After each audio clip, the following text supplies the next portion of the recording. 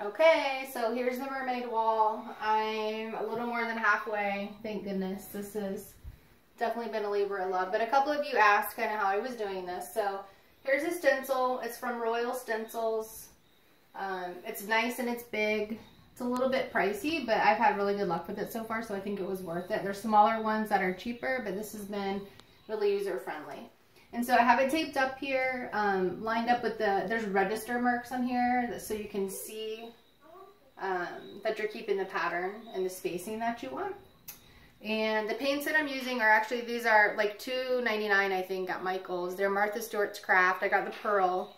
The colors that I have are Pink Taffeta, Mint Chip, Aquarium, and Eclipse.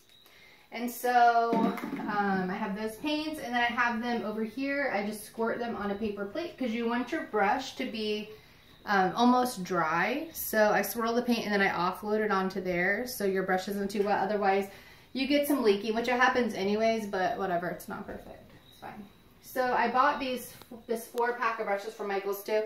They're also Martha Stewart. They're kind of different sizes, but those have been working well for me and they clean up nicely. So I'll show you how I do the painting. So I just dip my brush in the paint and then offload it a little bit on the paper plate. And then I just eyeball it. So you're going to use a swirl motion, and I kind of go around the edges first and press down on the stencil so I don't get a lot of bleeding underneath the stencil. I don't know if you can tell, our walls are really textured, so a little bit of it bleeds anyways, but hey, it's fine. So I just swirl, swirl, swirl, and I kind of eyeball it. I think that's what makes it so pretty, is that it's not, there's really no pattern to it. I just start painting. So we'll do purple, and then I'll mix in the green again, offloading the brush a little bit so the brush isn't too wet. And then what I do to kind of blend the colors is when I don't have very much paint on, then I kind of just go right up and kind of grab those colors on the brush.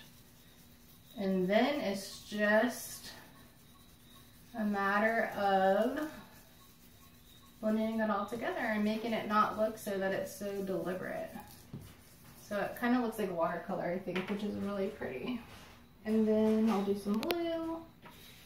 And so you get the idea of just, I eyeballed it for the whole stencil. So I just swirl, swirl, swirl, kind of blend those colors together there at the edge, and then hold down on the edge of the stencil. You can also use stencil adhesive. I didn't because our walls are so